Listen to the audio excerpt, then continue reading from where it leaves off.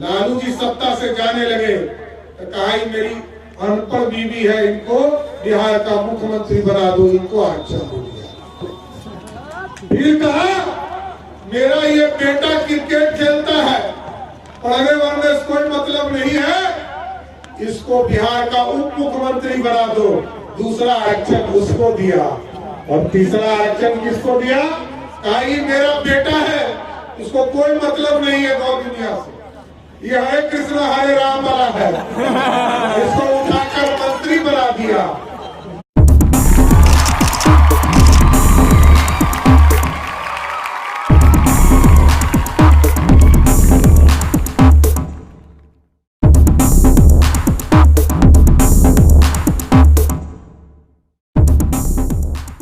स्थानीय दीपनगर में कुशवाहा चेतना मंच द्वारा आयोजित कुशवाहा महासम्मेलन सह अभिनंदन समारोह आयोजित की गई।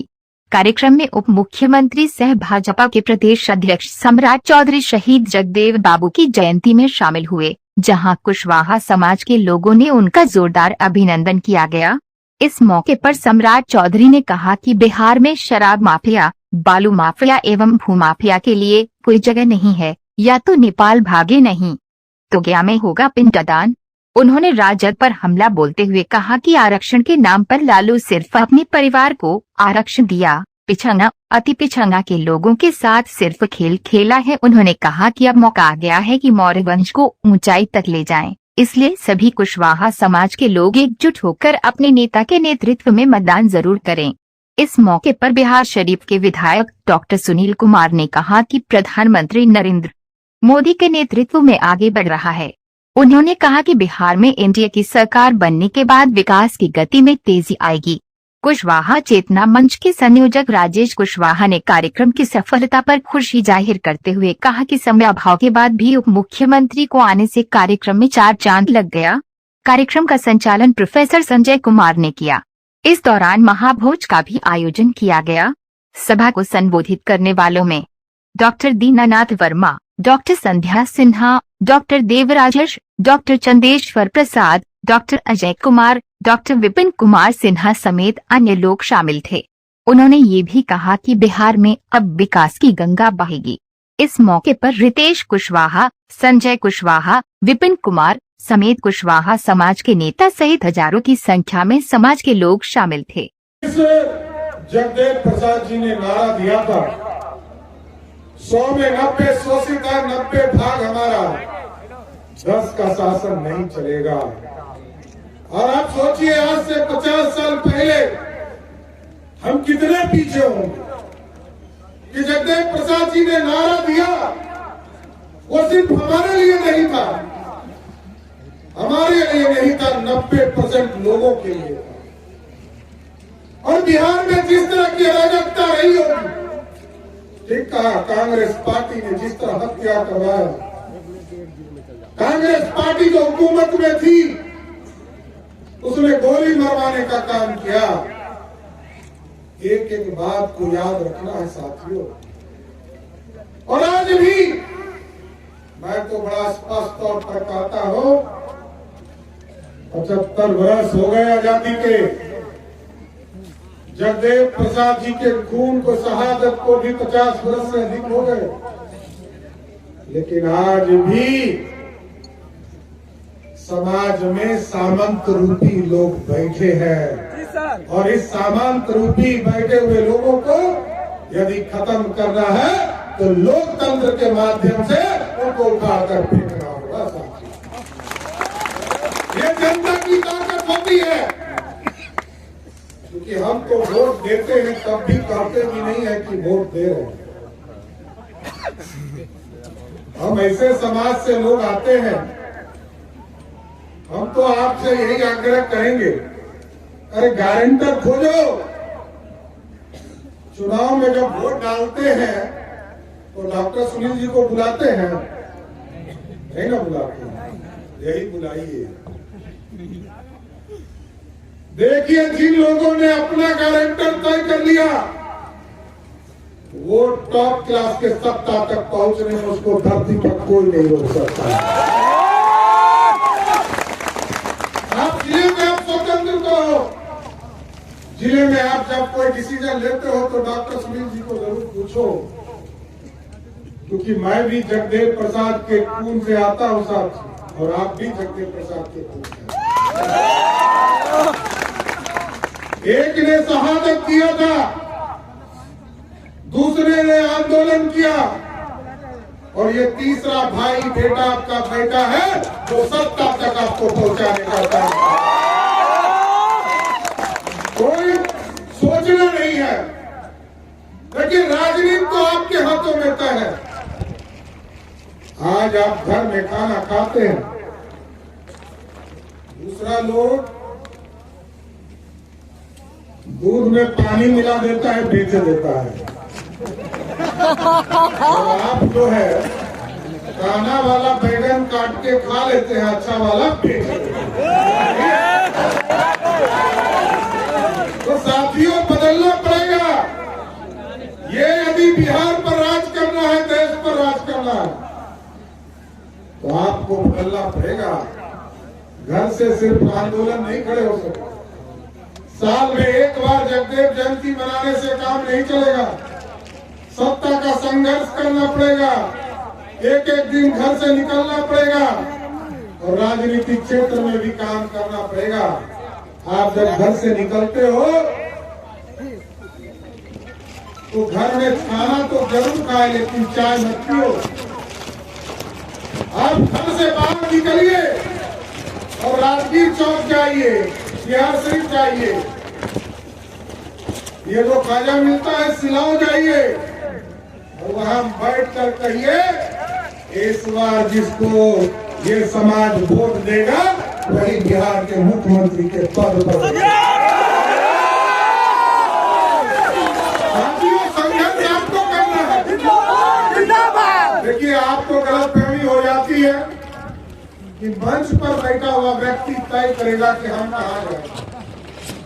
हम तो सिर्फ एक ही चीज कहेंगे, हमको यदि नेता मानते हैं, डॉक्टर सुनील को नेता मानते हैं, तो अंधा प्यार की।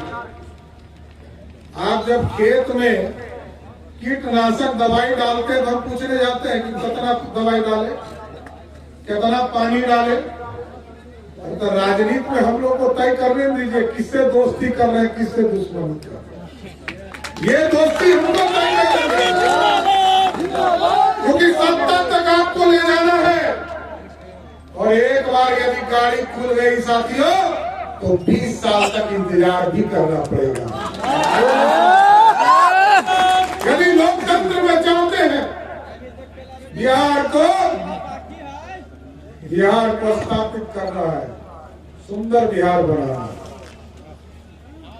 देखिए, सुंदर बिहार बनाने के लिए आपके ताकत की जरूरत है, और देश के यशस्वी प्रधानमंत्री जी के कामों की चर्चा हमारे भाई आदरणीय डॉक्टर सुनील जी ने आपके बीच में किया।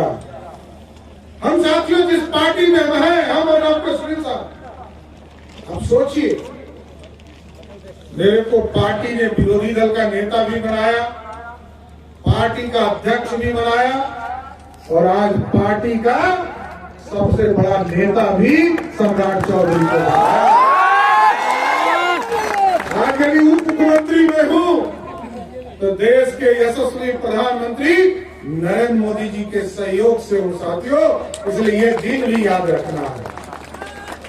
और आज सिर्फ सम्राट चौधरी बिहार में उप मुख्यमंत्री नहीं है।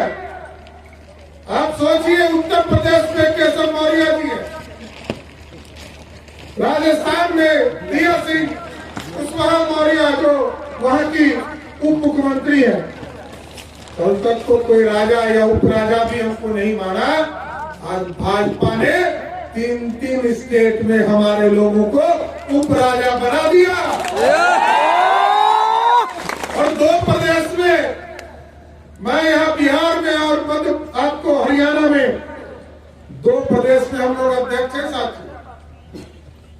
लेकिन अब हमारी बारी है। 2024 में ऐसा पढ़ लीजिए, क्योंकि भारतीय जनता पार्टी तो एक कमिटमेंट वाली पार्टी है साथियों। लंबे समय से हम बिहार की राजनीति में है साथियों। कई बार मंत्री बनने का मौका मिला, लेकिन मैं देखता हूं जो कमिटमेंट भारतीय जनता पार्टी ने कर दिया उससे पीछे नहीं हटता। और उसका उदाहरण है भारतीय जनसंघ के लोग बिहार में घूमते थे, लोग कहते थे नहीं चलेगा दो बिहार, नहीं चलेगा दो निशान, नहीं चलेगा दो प्रधान। कहते कहते भाजपा और जनसंघ के लोग कितने लोग चले गए, लेकिन 70 वर्ष तक हम याद रखने वाले लोग हैं। और जब सत्ता में आए नरेंद्र मोदी जी 2014 में, वही 370 जो आज से 2000 वर्ष पहले सम्राट अशोक के लिए पंडित चाणक्य ने देखा था, अखंड भारत का सपना, उसको साकार भी नरेंद्र मोदी की सरकार ने किया था। 370 को कागज फेंक दिया, कचरे के ढेर में डाल दिया। आज देश में 370 नहीं है, आज देश अखंड भारत है, एक भारत श्रेष्ठ भारत। हम इसी तरह टेंट में बैठे हैं और हमारे आराध्य, हम जिसके वंशज कहते हैं, हम लोग कहते हैं ना कि हम लोग लवकुश समाज से आते हैं। तो लवकुश समाज जब तक सियावर रामचंद्र जी नहीं आएंगे तब तक होगा क्या? सियावर रामचंद्र की तो मैया सीता और भगवान राम को भव्य राम मंदिर में स्थापित, ये भी जब चुनाव होते थे तो लोग कहते थे टेंट में इंतजार कर रहे हैं प्रभु श्री राम। भाजपा वाले वोट मांगने आए हैं, राम मंदिर वही बनाएंगे, तारीख नहीं बताएंगे। लेकिन देश में यशस्वी प्रधानमंत्री जी ने देश के 4 करोड़ गरीबों को पक्का मकान दिया, तो प्रभु श्री राम कह रहे थे मेरा घर कब बनेगा? तो श्री राम के लिए भी भव्य राम मंदिर अयोध्या में बनकर तैयार हो गया। साथियों, हम आग्रह करेंगे आप लोगों से, सभी लोग यहाँ से चलकर भव्य राम मंदिर का दर्शन करें और पूजा करने का काम करें। हम डॉक्टर सुनील जी से और कई इंपॉर्टेंट साथियों को कहेंगे, जो हमारे समाज के लोग, जो लोग प्रभु श्री राम का दर्शन करना चाहते हैं, उसके लिए जरूर व्यवस्था करें। और आप लोग भी चलकर भव्य राम मंदिर देखें। हमारे पूर्वज, अब तो उत्तर प्रदेश ने एक तरह से प्रभु श्री राम का भव्य मंदिर बना दिया साथियों, लेकिन मैया सीता अभी अधूरी है। और ये बिहार माता जानकी का जन्म स्थान है। हम लोगों ने संकल्प लिया है माँ सीता का भी भव्य सीता मंदिर हम लोग सीतामढ़ी में बनाने का काम करेंगे। इसलिए नौजवान साथियों से आग्रह करूंगा, कुशवाहा समाज हो, जगदेववादी हो, सम्राट अशोक के वंशज हो, गौतम बुद्ध के वंशज, प्रभु श्री राम के वंशज हो, अब बिहार को समृद्ध बनाने के लिए आप आगे आ। लंबे समय से आप लोगों ने सबको सत्ता दिया, और सभी नौजवानों को मैं फिर कहता हूं कि देखिए 1990 से लेकर 2005 तक एक यहाँ मुख्यमंत्री हुए जिन्होंने किसी को रोजगार नहीं दिया, नौकरी नहीं दिया। और आज 2005 के बाद से जब सरकार बनी तो 3,68,000 शिक्षकों की बहाली की गई।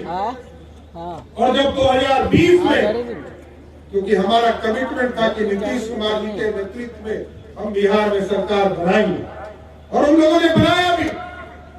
और आगे भी हमारे जितने नौजवान साथी हैं, हम जरूर आग्रह करेंगे कि अभी फिर से 1.5 लाख लोगों का वैकेंसी निकलने वाला है। सब फॉर्म भरिए और सरकारी नौकरी पाने का काम कीजिए, क्योंकि नौकरी करना है साथियों, बिहार के भविष्य के लिए खड़ा करना है। और लोग कहते हैं ना कि आरक्षण आरक्षण आरक्षण, 1990 से 2005 तक पूछिएगा, आरजेडी वाले लोग आएंगे आपके गांव में, पूछेंगे आरक्षण हमने बढ़ाया। उनसे पूछिएगा, उनकी माताजी, उनके पिताजी बिहार के मुख्यमंत्री थे, एक व्यक्ति को आरक्षण नहीं दिया। किसको आरक्षण दिया? परिवार को। देखिए 2001 का चुनाव याद कीजिए, मुखिया जिला परिषद का, ना दलित को मिला, ना पिछड़ा को नहीं मिला, ना ओबीसी को मिला। इसको आरक्षण मिला। लालू जी सत्ता से जाने लगे तो कहा ही मेरी अनपढ़ बीवी है, इनको बिहार का मुख्यमंत्री बना दो, इनको आरक्षण दे दिया। फिर कहा मेरा ये बेटा क्रिकेट खेलता है, पढ़ने वढ़ने से कोई मतलब नहीं है, इसको बिहार का उप मुख्यमंत्री बना दो, दूसरा आरक्षण उसको दिया। और तीसरा आरक्षण किसको दिया? कहा ये मेरा बेटा है, इसको कोई मतलब नहीं है गौ दुनिया से, ये हरे कृष्ण हरे राम वाला है, इसको उठाकर मंत्री बना दिया। और जब भाजपा के सांसद रामकृपाल यादव ने लालू प्रसाद की बेटी को लोकसभा में हरा दिया तो लालू जी ने कहा कि अब हमारी बेटी को भी राज्यसभा में भेज के सांसद बना दो। यही है आरक्षण। कोई गलतफहमी में मत रहना साथियों। कोई, क्योंकि मैं चाय के दुकान पर आप बैठेंगे तो लोग कहेंगे कि आरक्षण का समर्थक आरजेडी है। कोई आरजेडी समर्थक नहीं हो सकता है, वो सिर्फ बैकवर्डों के भावनाओं के साथ खेलता है। कोई समर्थन किसी दूसरे जाति और समाज के लिए नहीं किया, अपने लिए किया, अपने समाज के लिए भी कुछ नहीं किया। और आप समझिए कि जब लालू प्रसाद जी सत्ता में थे, मुख्यमंत्री थे, तो चारा कौन खाता है? गाय भैंस खाता है। और उन्हीं के समाज के लोग ज्यादा गौ पालन करते हैं और चरवे खा गए लालू जी, यही है ना। तो मुख्यमंत्री थे तो चारा खा गए, और रेल मंत्री बने तो सरकारी नौकरी खा गए, यही है लालू प्रसाद जी। तो साथियों, अब आपको सोचना कि आपके दो भाई यहाँ पर बैठे हैं और हमको अभी दिल्ली भी जाना है साथियों। ये आपका स्नेह प्यार था, इसलिए आज बिहार शरीफ और नालंदा की धरती पर आने का मौका मिला। लेकिन जगदेव प्रसाद जी के सपने को साकार यदि करना चाहते हैं, बिहार को यदि समृद्ध बनाना चाहते हैं, क्योंकि मैं जानता हूं बिहार में माफिया, बालू माफिया, शराब माफिया और जमीन माफिया, इसको छोड़ा नहीं जा सकता। ये एकदम स्पष्ट रही है, इसको किसी भी कीमत पर नेपाल भागना होगा, नहीं तो गया में पिंडदान शुरू होगा।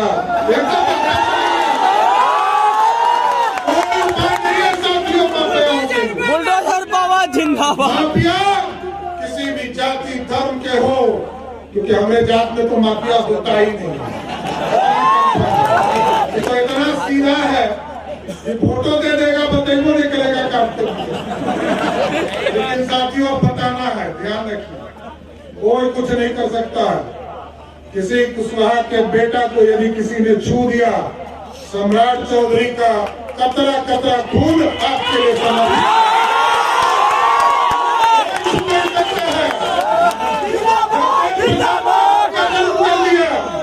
लेकिन सम्राट चौधरी बेटा है आपकी सुरक्षा करने के लिए। और एकदम स्पष्ट रहिए, और एक ही आग्रह करूंगा जाते जाते पूरा जगदेव वादियों से कि 2024 का चुनाव आने वाला है, 25 का चुनाव आने वाला है। एक एक वोट इस समाज के नेतृत्व को खड़ा करने में लगाइए और बिहार में फिर से एनडीए की सरकार बनाने का काम कीजिए। इस बार बिहार के उप मुख्यमंत्री माननीय सम्राट चौधरी जी का अभिनंदन भी, जोरदार तालियों से उनका स्वागत करें।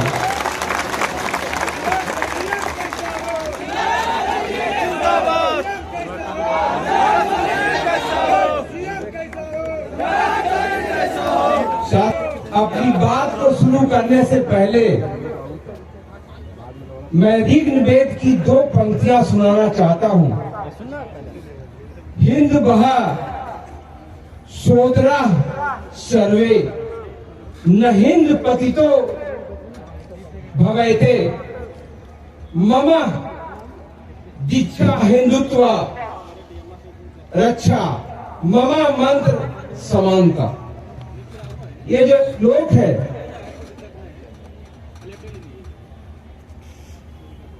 इसके रूपांतर करके इसके अर्थात में बताना चाहता हूं।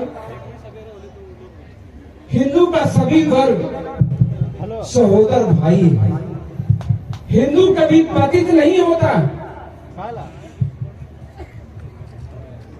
हिंदू की रक्षा ही हमारा दायित्व है। हिंदू की समानता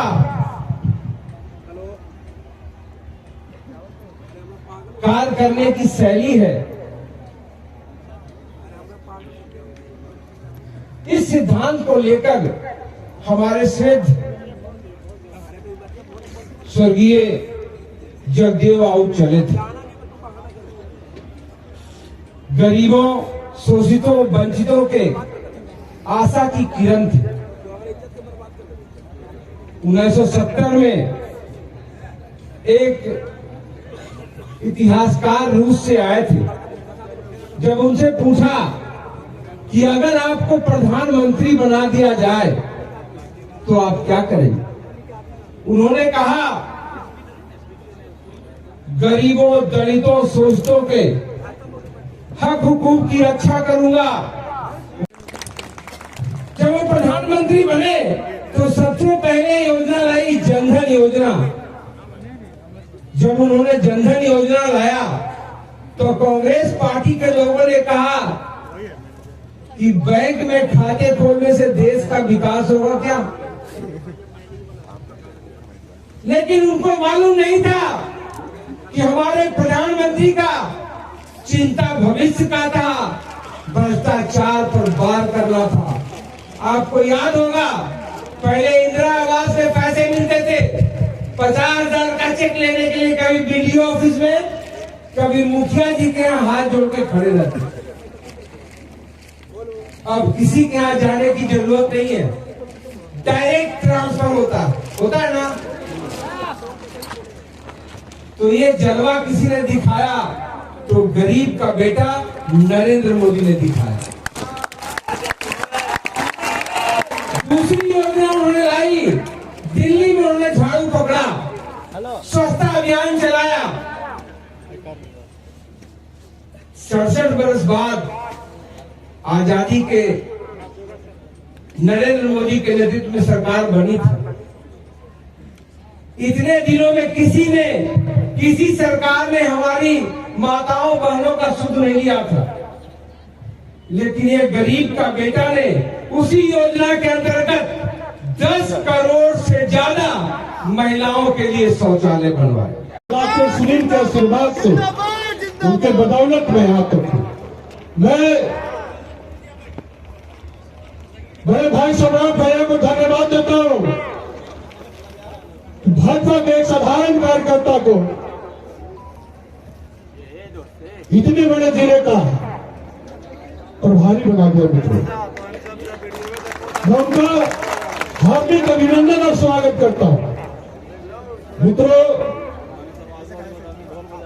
सभी हौसला, हिम्मत नहीं खोना। मित्रों, मैंने बचपन में एक ही चीज सीखा है, मुझे एक ही चीज मिला है, हौसला और हिम्मत।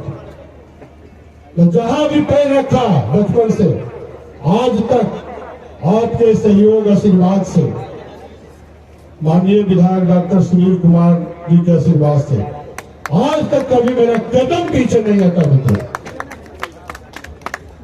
मैं ज्यादा समय नहीं लेते हुए मैं एक बार फिर अपने